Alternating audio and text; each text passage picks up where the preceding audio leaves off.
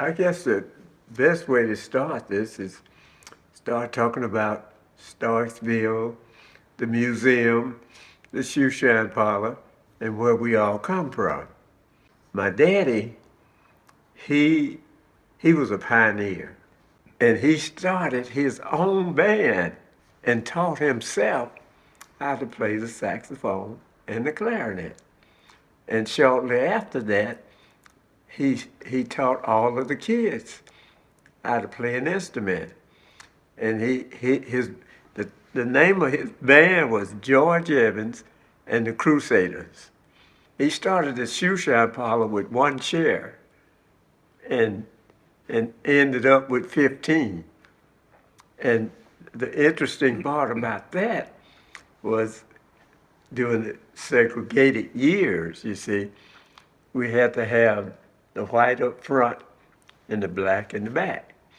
In our own business, I had one of the kids in later years say, well, it was y'all's business. Why did you have to have the white in the front and the black in the back? I said, it was simple. We had to eat, you know. If we had tried to do it any other way, we would have had no business, you see. And doing that from during the 40s, the 50s, the 60s, and he had taught over 500 boys how to shine shoes. And people today, I talked to some people last week, they said that shine parlor wasn't just a shoe shine parlor. It was an image of young black men learning how to use their hands and make a living.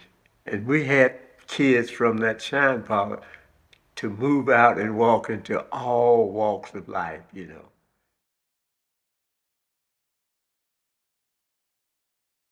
Well, when my grandfather kind of turned the business over to my dad, my dad expanded the business.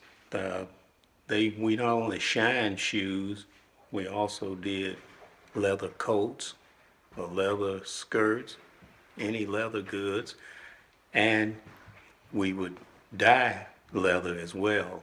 He would get shoes in, um, quite quite a bit of shoes he'd get for like weddings. Women would bring in shoes to get them dyed so that all their bridesmaids and everybody's shoes matched. And we got shoes in. I can remember one time he did shoes for the cheerleaders at Mississippi State, dyeing the shoes maroon and white. My father he also had to work with boys. He used to tell, we just don't teach them how to shine shoes. We teach them how to be young men. So most parents didn't have a problem. And one way he disciplined, if you got doing something you shouldn't do, you had to do push-ups. And if you didn't do push-ups, it was a parking lot across from the shine parlor. You'd have to run laps around the parking lot. And my father always had lessons to teach young men. I can always remember one young man because a lot of the boys worked there, they had single parents, their mothers. And my father was all about respect. And one thing got under his skin, if you disrespect your mother. And he had a problem. One kid got on the phone in front of my father and was talking disrespectful to his mother.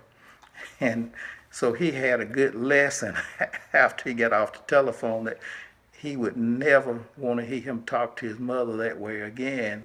Over the years, a number would come back and talk to him about if it hadn't have been for him and his discipline, and because a lot of them would say, I'll just go home and quit. Well, their mother would bring them right back up there. And not only did they have to bring them back, they had to apologize and then go back to work. So, they all learned from that these were the things you have to do to be able to work and survive in the world and make a living and do a good job of it.